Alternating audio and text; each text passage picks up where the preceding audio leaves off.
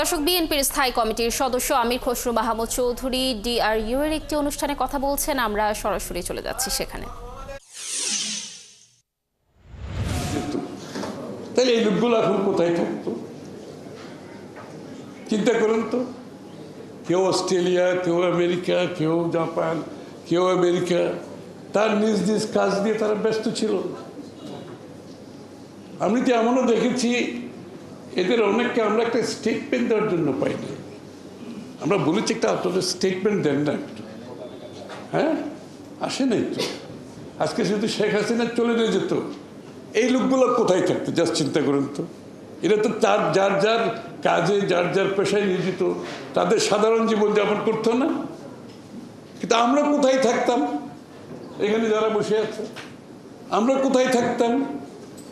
আমরা তো যেখানে ঢুকিয়েছিল ওখান থেকে আর বেরোতে পারতাম না আজীবন। আমাদের বিরুদ্ধে পুলিশ মার্ডার কেস, অন্য শত শত মামলার কথা আমি বলছি না, মানে আমরা কোথায় থাকতাম যে পুলিশ মার্ডার কেস আপনাকে যখন দেয় আপনার হয়তো ফাঁসি হবে, নাহলে আজীবন জেল হবে, এই তো। তাহলে আমরা কোথায় থাকতাম আর ওরা কোথায় থাকত? এখানে যারা আছে সবগুলো যেদিন শেখ হাসিনা পালিয়ে যায় সেদিনও তো আমরা জেলের ভিতরে। আমাদের সাথে 10,000 লোক জেলে, 10,000 তখন বেশিরভাগই বিএনপির নেতাকর্মী, জামাত ইসলামের নেতাকর্মীরাও ছিল, মঞ্জু ছিল, আমাদের অনেকেই ছিল, অনেকেই। তাহলে আমাদের আজকে এই জিনিসটা অনুধাবন করতে হবে।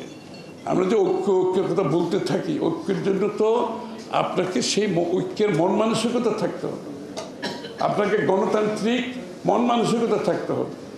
জনগণের মালিকানার কথাটা আপনি মাথায় রেখে আপনি ঐক্যের কথা বলতে পারবেন।